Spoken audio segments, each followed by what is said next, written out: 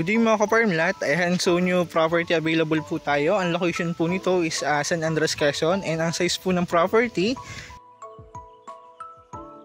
provincial road po ito. So from provincial road, almost 30 meters lang po yung property. And overlooking po ito sa dagat. Ayan, kung napapansin nyo. Ayan, so dagat yan mga ka-farmlat. Hindi lang natin masyadong view gawa ng ulap. Kulay puti, medyo magkakulay. Ayan. So bali, provincial road po ito mga ka-farmlet ng San Andres, Quezon. And ito po yung road right of way going dun sa property. So yung dadaanan natin property ay kay Mayor, kaya wala namang problema. So willing naman po magbigay ng right of way. Ayan, so bali ito po yung road right of way. Almost 30 meters lang po.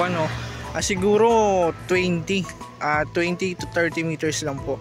Kasi mula dito sa likod ko, sa provincial road, yan lang po yung boundaries niya, may mangga na yan. So property na ito lang nilalakaran ko. Ito yung right of way ng property. Ayan. So pasok naman po ang 4 wheels dito mga ka-farmlat.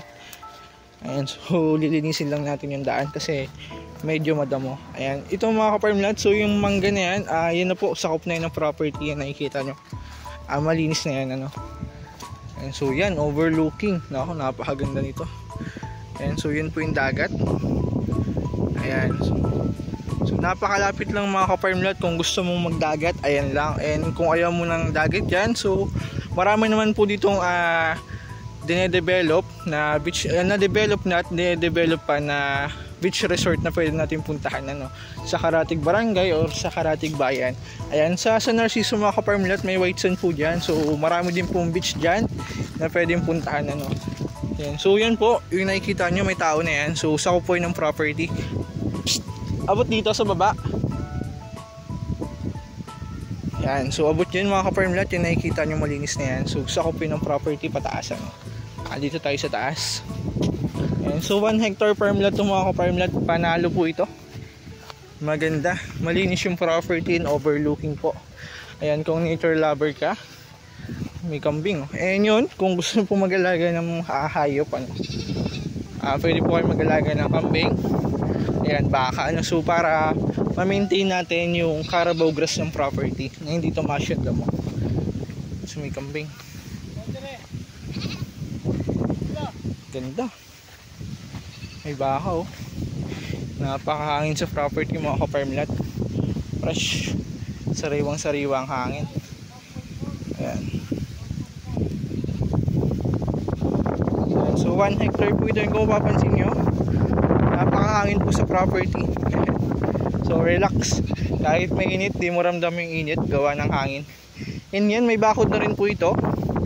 Ayan, so kitang kita na yung boundaries. Ayan, may bakod na po itong barbed wire mga ka-farmlat. Ayan, yung kabila ng bakod ibang property na. Ayan, so may barbed wire na rin po ito. Pag ganun, so may bakod na siya.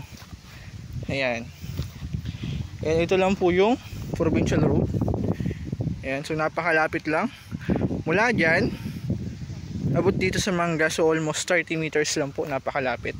Ayan, so ayun po yung view mo, overlooking. Yung kabila niyan, Alibihaban, so isla po yan mga ka-farmlat, na dinadayo din kasi may puting buhangin din po dyan. Ayan, pwede nyo pong i-search, Alibihaban, ayan, San Andres, Quezon. So dinadayo din po yung part na yan. Ayan, so ganda, panalo to mga ka-farmlat. Linis ng property. May baka. Ayan, kung mahilig ka magtanim mga ka-farmlat, ayan, so pwede tayo magtanim din ng fruit bearing trees. Ayan, ng grafted fruit para 2 to 3 years ay namumunga ng mga ka-farmlat. Panalo.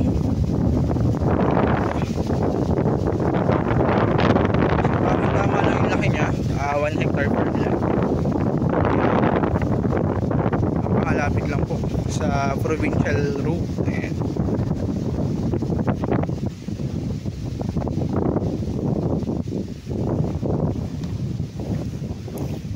Ito, linis.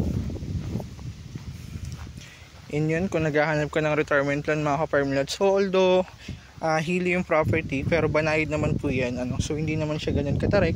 Kung papansin nyo, kahit all this na, so pwede po sa property yan. And exercise na exercise na rin.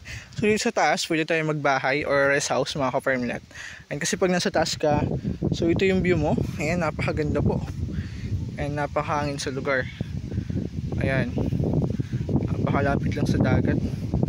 Manalo itong mga ka-farmland kasi mula sa dito sa labas may highway, ano. So kung pupuntahan ng dagat, so siguro almost 3 minutes lang, 3 to 5 minutes nasa dagat ka na. Pero kung ayaw mo ng dagat dito, kasi may community po dyan, kung gusto mo yung malinis sa dagat, pwede naman po dun sa mga karatig lugar o karatig barangay. Ayan, so may mga beach resort naman po dyan na develop na at dine-develop pa, ano, na pwede nating puntahan.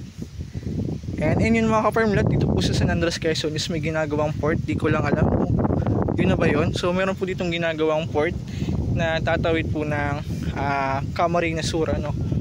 Ayan, so magkakaroon po din ng biyahe ng barko going to Camarines Sur, mga ka-farmland. Ayan, so kaya soon talaga